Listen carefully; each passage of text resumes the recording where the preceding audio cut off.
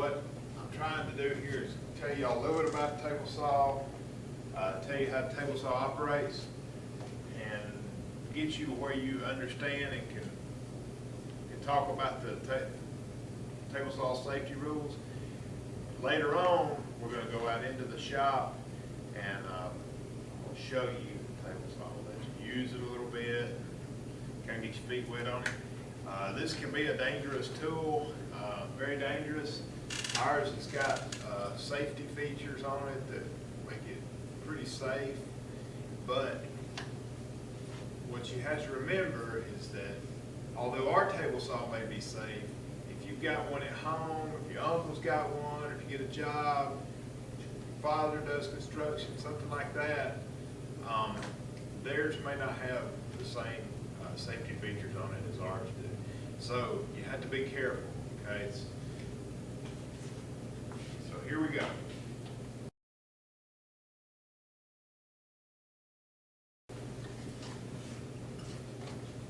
All right.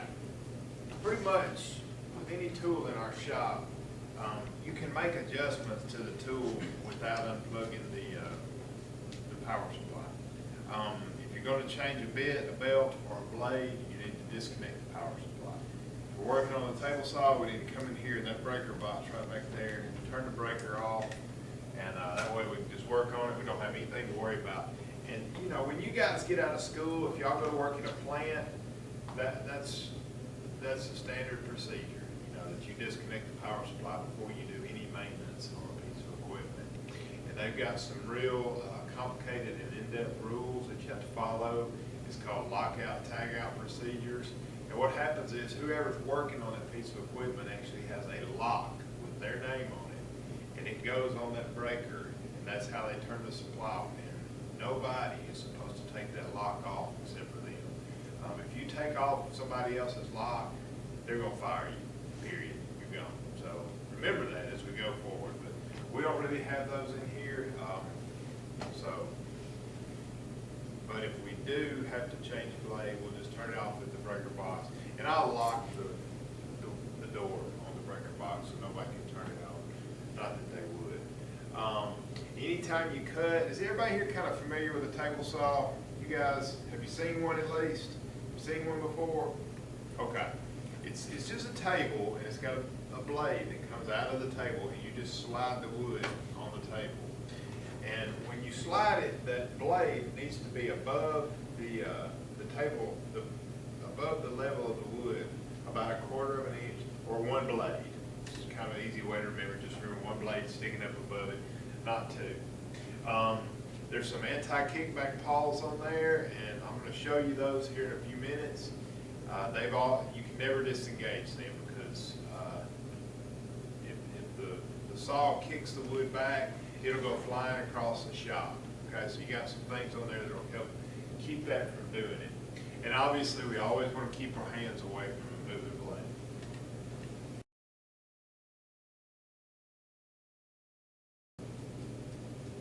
Okay, as with all of our tools, I never want you to use the tool without the guard in place.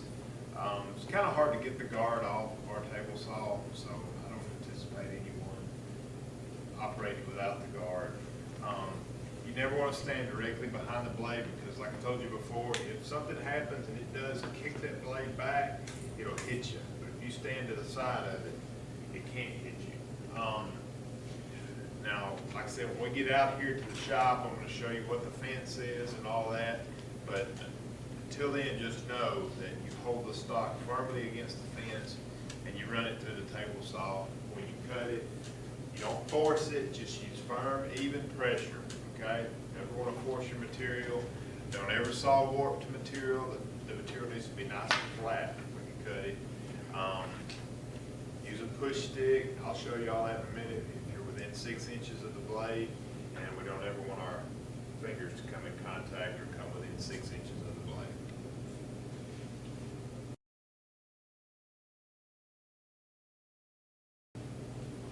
Okay, you never want to reach over the blade. Keep the blade clean, or keep the table clean, and you need to use a brush or a push stick. Now, yeah, always just use a brush or a push stick. Keep your rings and watches and all of that and you don't need to be wearing those around the table saw. It can get caught in the blade.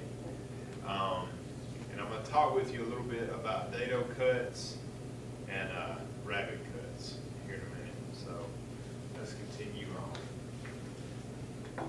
Okay, now the arbor, see, this part right here, this is the table, that's the blade. Now this one, it's kind of like a threaded rod sticking out. That's the arbor, okay? So if you ever hear anyone talking about an arbor, that's what it is. And this nut gets threaded onto the arbor, and that's what holds the blade on. The arbor spins, and here we go. You got me? All right, a miter gauge, like I said, I'll show you this in a minute. It's used for cutting, cross-cutting, and also cutting at an angle. Sometimes you may need to cut at an angle with a miter gauge. Okay, this is the fence right here, okay? And you'll take your lumber, you hold it against this fence, and you just push it straight through, and that blade right there will cut it. That's got some kind of fancy guard on it that we don't have on ours. There's the guard. Obviously, we don't ever want to take it loose. Push sticks. We have a push stick out there. I'm going to show you how to use that and let you use it as well. Okay, and this is actually taken in our old shop. This is the saw that we have, okay? So, and this little crank right here, that will raise or lower the blade. There's another crank right there, and it will cause the blade to go at an angle. I think the next picture, yeah, there's that other crank right there. Now, it's really important, and I want y'all to remember this, that both of these cranks have a little knob in the center of them. You can't really see it in that picture, but you can this one. See, well, sort of. It's right there. Now, it's very important that you loosen that knob before you start cranking on that thing. You can force that thing to turn without loosening the knob, but it's going to tear it up, okay? So make sure you loosen that before you start to raise or lower that blade. All right. Now there's several different types of ripping. All right, if we are ripping, we're cutting along the length of the blade, and really that means cutting in the direction of the grain. Okay.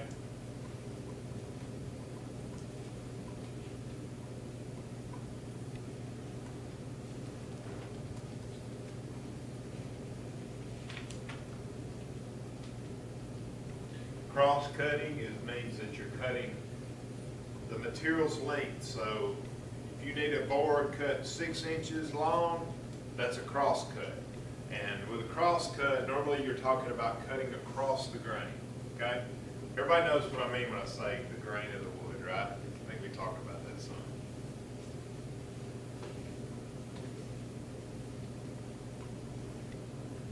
Okay, with a bevel, cutting a bevel, you set that saw at an angle. Okay, the saw blade is at an angle, and that is a bevel. And you can cut it, you can rip a bevel or you can cross cut a bevel. It doesn't really matter, but that blade is at an angle. That's referred to as a bevel. And a miter is it's kind of like a cross cut, but you're doing it at an angle. Okay? Simple, right?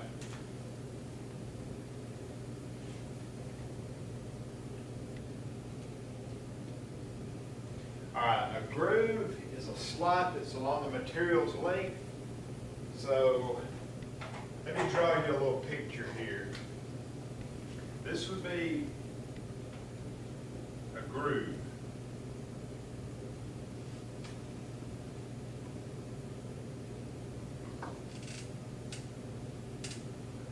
Okay? And that's just a slot. Okay? It goes like, okay, if that's looking at the end of the board, and let me see if I can do this here.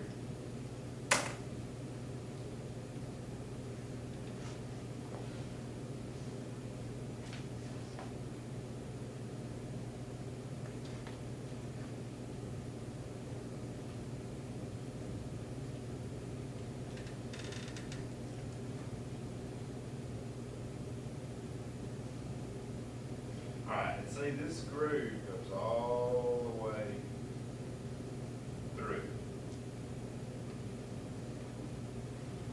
Yeah, it's kind of, I didn't do my angle quite right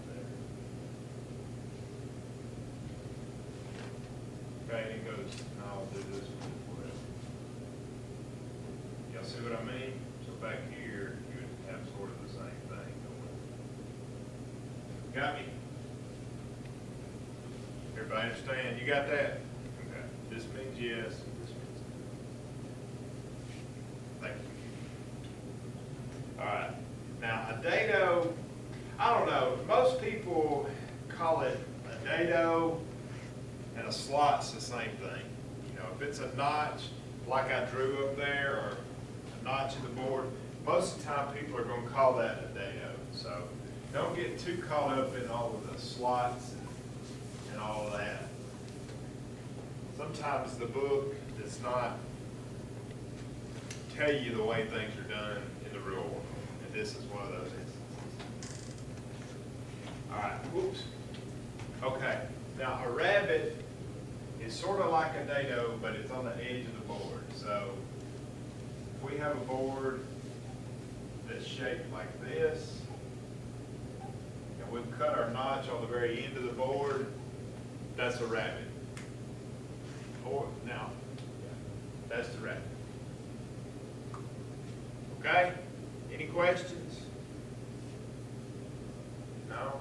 Okay, now we're going to go out into the shop, and I'm going to let y'all do this hands-on. I'll show you how to do it. We're all going to get a chance to do it, okay? All right, let's go. Here we are in the shop now. I just want to show y'all kind of what we just went over in the classroom. This is table saw right here. Here's the guard. Don't ever disable the guard, okay?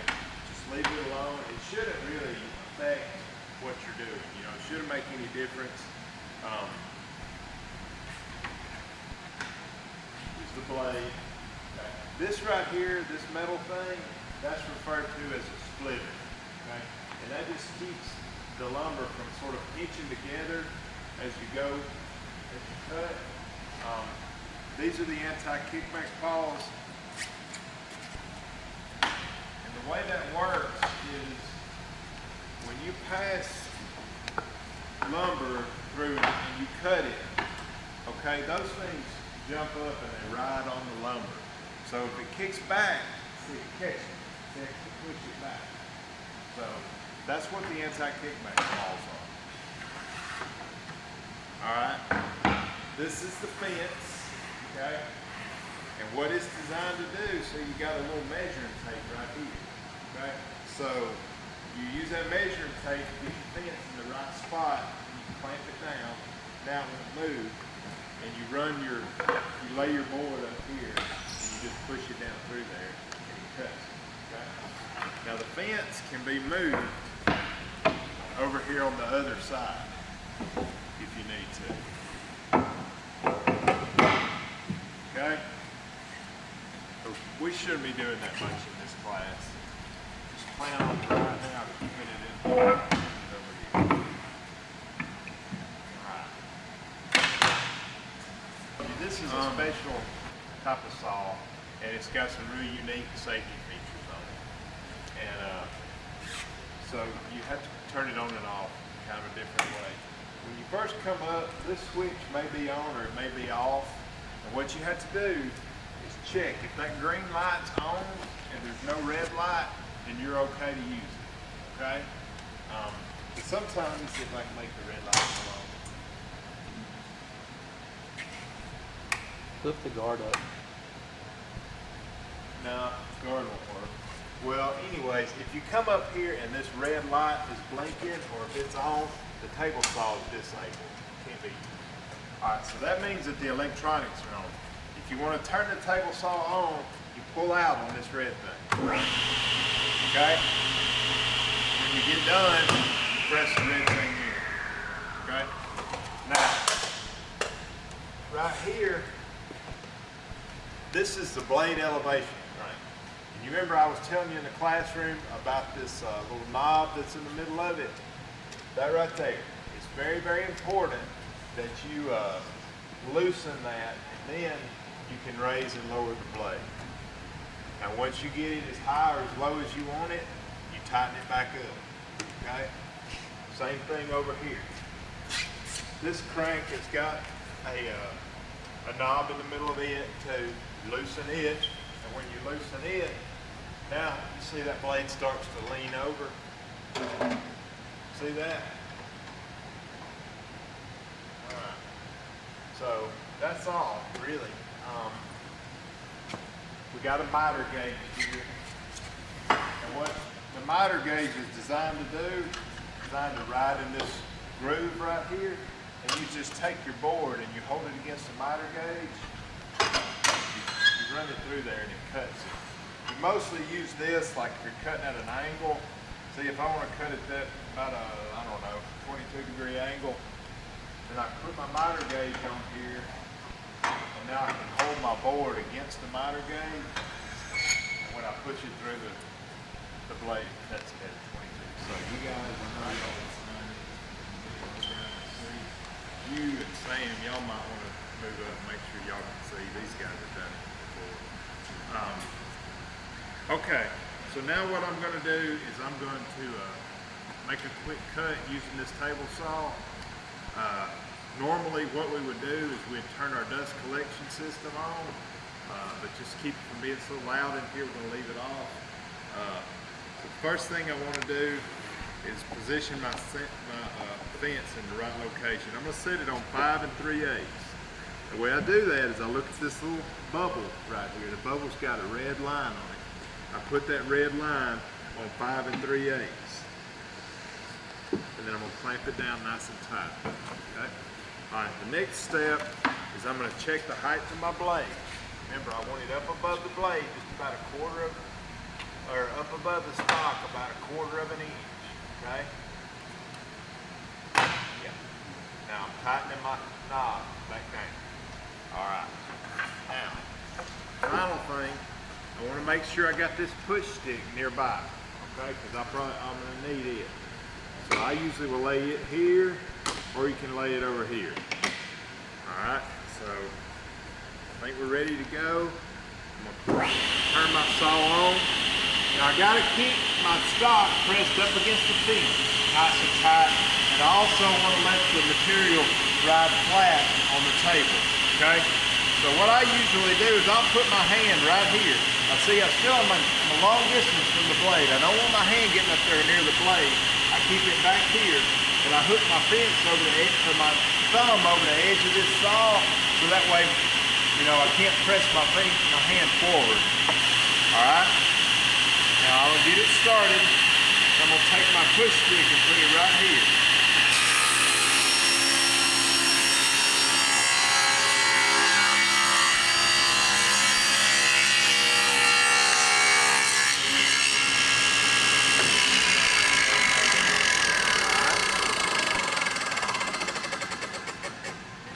See, you don't do anything until that blade is coming to a stop.